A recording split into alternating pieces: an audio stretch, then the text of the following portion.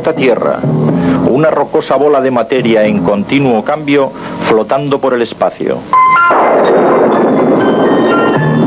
El tiempo y las transformaciones de su corteza han mezclado las sustancias de la Tierra en un incontable número de combinaciones. La química estudia estas sustancias y las formas en que se combinan. Elementos, compuestos y mezclas.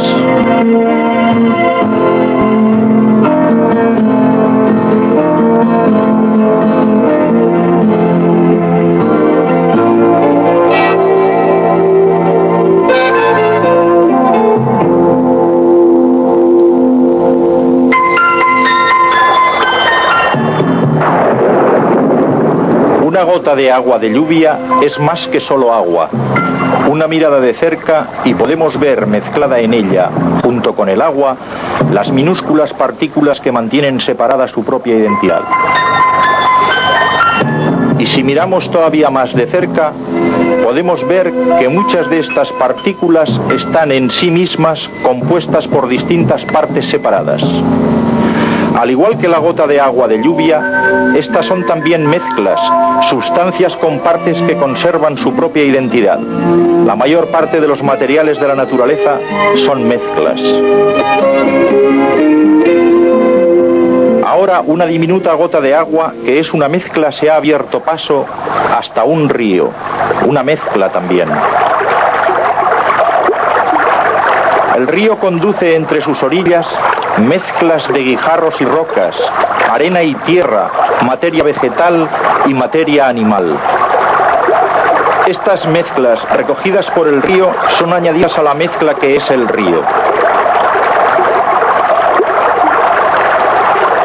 Los seres vivos forman parte de esta mezcla también, interaccionando con ella, pero manteniendo todavía sus identidades separadas.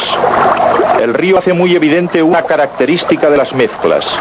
Las proporciones de los materiales que forman una mezcla pueden variar. La mezcla sobre el lecho del río está variando constantemente, así como la mezcla en sus orillas.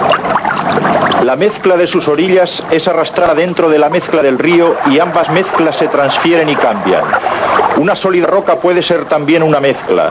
Firmemente unidas en esta roca granítica hay partículas de cuarzo y mica, además de otras sustancias. Varios ejemplares de roca muestran diversas combinaciones de sus partes. Esto es debido a que las partículas que forman la mezcla están distribuidas irregularmente por ella. Incluso bajo el microscopio, las secciones más delgadas pueden mostrar la misma desigualdad.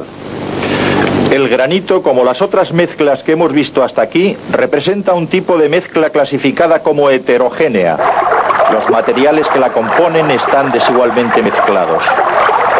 No todas las partículas que forman una mezcla son visibles. Una sustancia del río que es invisible es un gas, el oxígeno. Para los peces y otros seres vivos, esta parte de la mezcla es vital para su existencia. Y en la Tierra, los seres vivos también dependen del oxígeno, que forma parte de la mezcla que nosotros llamamos aire. El oxígeno, el dióxido de carbono, el nitrógeno, muchos gases componen esta mezcla. Impulsado por la energía de la luz solar, el proceso de la fotosíntesis tiene lugar en las hojas de las plantas verdes.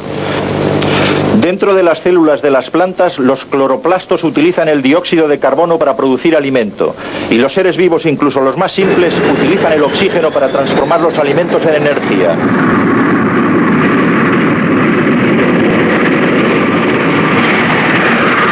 Los seres humanos dependemos del oxígeno para quemar combustible. La combustión hace mover las máquinas, calienta los hogares, impulsa los procesos industriales y añade sus propios residuos como parte visible de nuestra mezcla atmosférica. El agua también forma parte de esta mezcla atmosférica, visible en forma de nubes o nieblas, lluvia o rocío, o invisible como gas, el vapor de agua. La mezcla del río tiene algunas partes demasiado pequeñas para poder ser vistas, partículas arrancadas de la tierra que discurre con el río y de las rocas sobre las que se desliza el río. Finalmente, el río vierte su mezcla de sustancias visibles e invisibles en el mar. La salinidad de los océanos es uno de los efectos de las partículas de la mezcla que son demasiado pequeñas como para poder ser vistas. Si tomamos una pequeñísima muestra de agua de mar y dejamos que el agua se evapore, entonces las invisibles partículas de la mezcla se agrupan y crecen formando cristales de sal lo suficientemente grandes como para poder ser vistos. Pero cuando los cristales se mezclan con el agua de nuevo, se disuelven. El agua y la sal forman una solución. Una solución es una mezcla, pero es diferente de la clase de mezclas que es el granito. Diferentes ejemplares de granito difieren en su composición.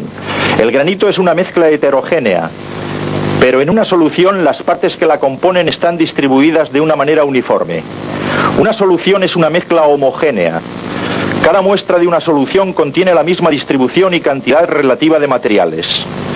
Por consiguiente, desde una gota de lluvia al vasto océano hemos observado lo siguiente.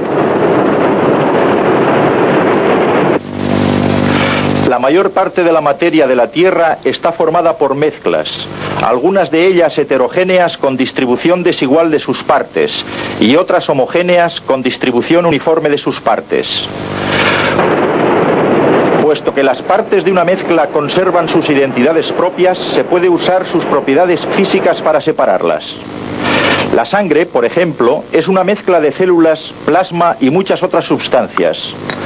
Un hematólogo puede desear separar solo los glóbulos rojos de esta mezcla.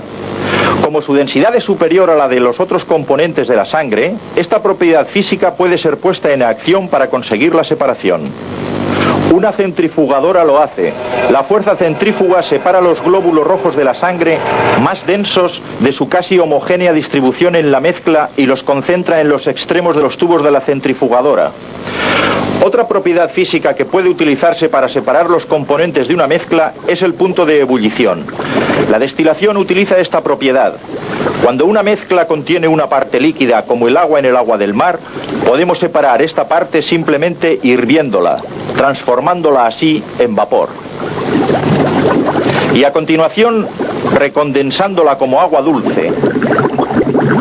Mientras que solo una parte de la mezcla del agua de mar es un líquido, algunas sustancias como el petróleo crudo son mezclas de varios líquidos, y la habilidad de los petroquímicos para separar los componentes de esta mezcla en sus partes comerciales más importantes es la base de la multimillonaria industria del petróleo.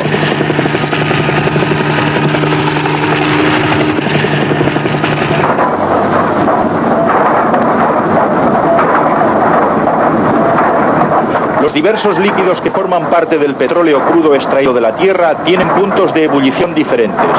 El proceso que utiliza estos diferentes puntos de ebullición para separar las diversas partes del petróleo crudo se llama destilación fraccionada y se efectúa en una refinería de petróleo.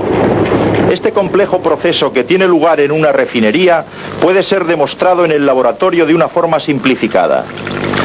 La mezcla de líquidos en el petróleo crudo incluye la gasolina, el queroseno, combustible de propulsión y el gasoil, y todos y cada uno de ellos son mezclas. El petróleo crudo se calienta. Cada una de las diversas mezclas hierve por encima de un cierto nivel de temperaturas. En una columna fraccionada, las diversas partes de la mezcla son separadas. Al alcanzar el vapor de cada componente, la parte superior de la columna pasa a través de un condensador y se convierte en líquido de nuevo. La fracción gasolina se condensa.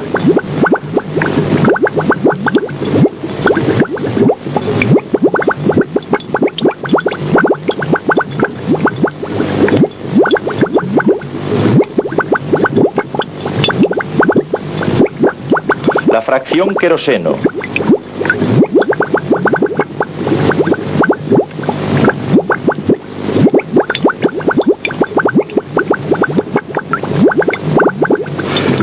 La fracción gasoil.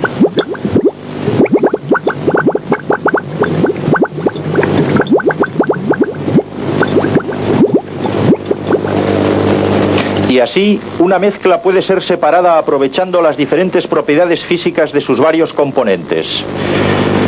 En nuestra demostración, las diversas partes que hemos extraído de la mezcla de petróleo crudo son mezclas también que podrían ser separadas más adelante. Pero si destilamos repetidamente agua del grifo, podríamos obtener una única sustancia pura, agua. Y ahora podemos ampliar el pequeño diagrama que hemos empezado a construir antes. La materia está en parte compuesta de mezclas y en parte de sustancias puras. Las propiedades físicas de una sustancia pura no puede ser utilizada para separar esta en sus diferentes componentes. Para separar una sustancia pura como el agua en sus diferentes partes no se requieren cambios físicos, sino químicos. Una manera de producir un cambio químico es por medio de la electricidad. Si vertemos agua dentro de un aparato como este, podemos obligar a una corriente eléctrica a pasar a través del agua entre los electrodos. Y esta vez, el burbujeo es el resultado no de un cambio físico en el agua, sino de un cambio químico. Los gases se están formando en cada electrodo.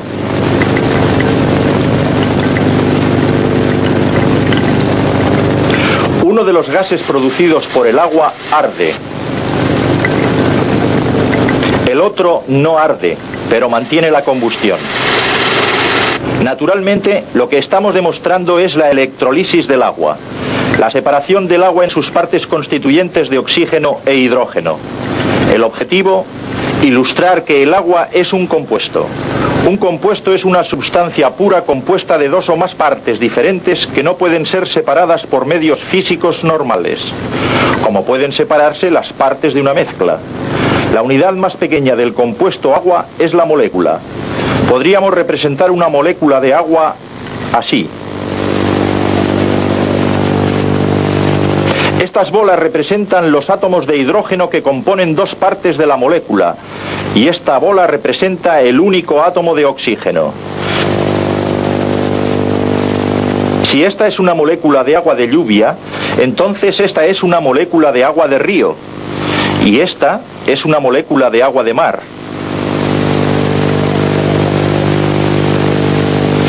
Todas ellas son lo mismo. Agua.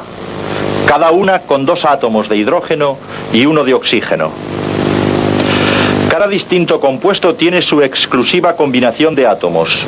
En cada muestra de cualquier compuesto, las proporciones de los átomos y su ordenación son siempre las mismas.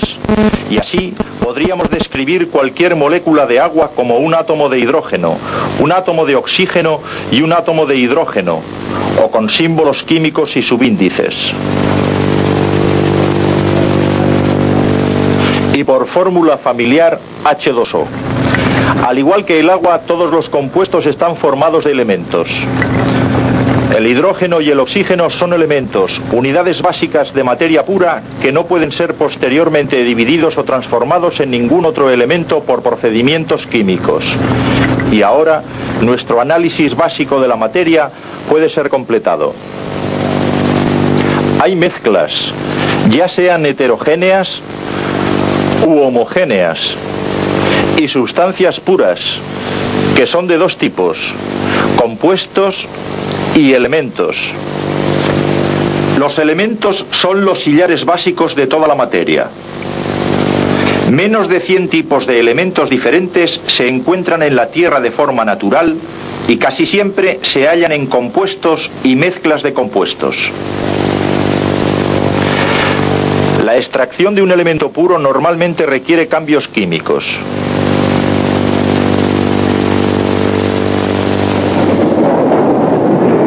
En el caso del hierro, por ejemplo, se necesita el calor de un alto horno para producir la reacción química que separa el hierro casi puro de su mineral. En realidad, la pureza de un elemento normalmente no es deseable. Otros elementos están corrientemente mezclados con el hierro para formar el acero, un metal más útil. Incluso después de que el elemento silicio ha sido procesado hasta su casi pureza absoluta, deben añadírsele unas impurezas seleccionadas para proporcionarle las propiedades que deseamos. La impureza controlada del silicio en los minúsculos chips semiconductores afecta a las propiedades del silicio y facilita su papel básico en los circuitos de microcomputadoras. El silicio, como los demás elementos, tiene sus propiedades distintivas. Las propiedades de un elemento pueden ser utilizadas para identificarlo. Por ejemplo, nosotros podemos determinar si un elemento oro está en esta roca o si los puntos brillantes son cualquier otra cosa. Parecen oro, pero la apariencia no basta. Un geoquímico podría comparar las propiedades de una pequeña muestra con las propiedades de otras sustancias, incluyendo el oro. Por ejemplo, ¿a qué temperatura se funde el oro? La muestra absorbe una gran cantidad de calor y empieza a fundirse.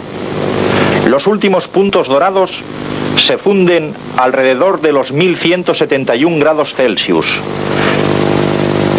Pero el oro se funde a 1064 grados. Por consiguiente, los puntos brillantes no son oro. ¿Qué son? Podemos usar un espectrógrafo para fotografiar su espectro atómico. Cuando está caliente, los átomos de un elemento despiden luz que puede ser dispersada por un prisma formando un espectro de colores definidos. Esta es una sección del espectro del oro. Hierro y sulfuro. Los espectros son tan individuales como las huellas dactilares, por esto pueden sernos de gran ayuda para la identificación de átomos desconocidos. Colocamos una pequeña muestra de la sustancia en el espectrógrafo. La calentamos mucho más allá del punto en el cual se evapora hasta que sus átomos emitan luz. Entonces fotografiaremos el espectro de esta luz emitida por nuestra sustancia desconocida.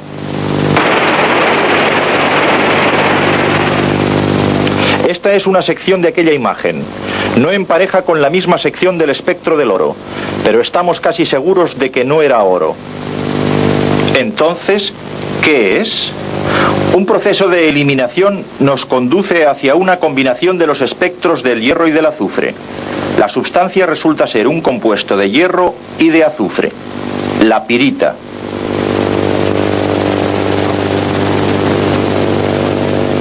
Aunque los elementos hierro, azufre y oro son completamente diferentes en cuanto a sus propiedades, sus átomos, como los de todos los elementos, están formados por las mismas partículas subatómicas. Protones y neutrones que se encuentran en el núcleo, y los electrones situados en varios niveles energéticos fuera del mismo. Para cada tipo de átomo hay una única composición de protones y electrones, más un número variable de neutrones. Cada estructura atómica origina un elemento determinado. Las similitudes de organización dan a ciertos grupos de elementos propiedades similares y las diferencias propiedades diferentes. Por ejemplo, el cobre, como la mayor parte de los metales, tiene brillo. El sodio también. Ello es debido a que su estructura atómica es parecida. Sin embargo, es más blando porque su estructura le proporciona características específicas. El sodio reacciona violentamente al agua, mientras que el cobre es resistente a los agentes atmosféricos, y en cambio el hierro es enmohecido por ellos. La estructura atómica explica que los elementos reaccionen formando compuestos como el agua. Los compuestos y los elementos combinados forman mezclas como el agua del mar y las rocas. Elementos, compuestos y mezclas forman todos los materiales de la Tierra y de los seres vivos.